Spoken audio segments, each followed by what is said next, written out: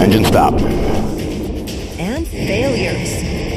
But it's still a very dangerous business. It's a very costly business. If space was easy, then anybody can do it.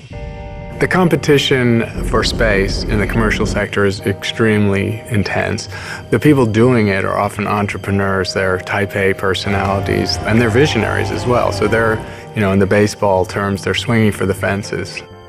The Falcon takes flight.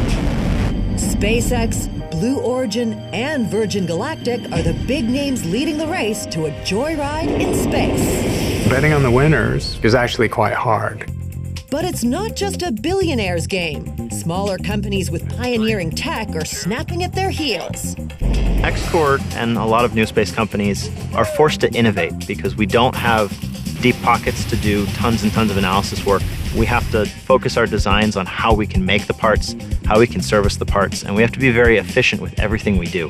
The Lynx is a suborbital reusable spacecraft. It has to operate as a supersonic vehicle, just like a fighter jet, and it has to operate as a glider. 2015 saw the actual spacecraft rise into being and a new simulator installed to help the pilots plot the best flight path to space. It'd be the best day of my life if we could do this for real. Blue Origin took a big step in that direction this year.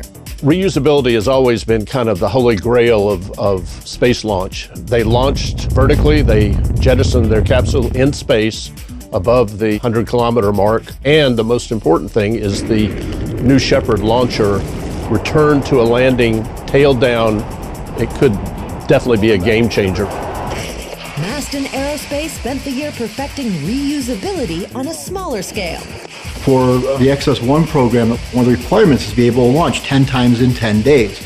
So when Blue Origin is doing at least tens of flights, then we'll say, hey, maybe they've got something there. This year also proved no mission is ever just routine. The stakes are always high. NASA has a contract with SpaceX and Orbital ATK to carry our cargo. Both companies had catastrophic failures while resupplying the space station. I don't want to say that failure is inevitable, but problems are inevitable. You have to learn to live with that and plan for it. But quitting isn't an option. Within hours of the accident, we were starting to formulate a plan of how we would get Cygnus flying on another vehicle and how quickly could we continue to deliver cargo to the space station. Orbital rose from the ashes, returning to flight December 6th. Orbital ATK Cygnus spacecraft soars toward the International Space Station. So they bought a launch on an Atlas V to keep their commitments to NASA to deliver supplies to the space station.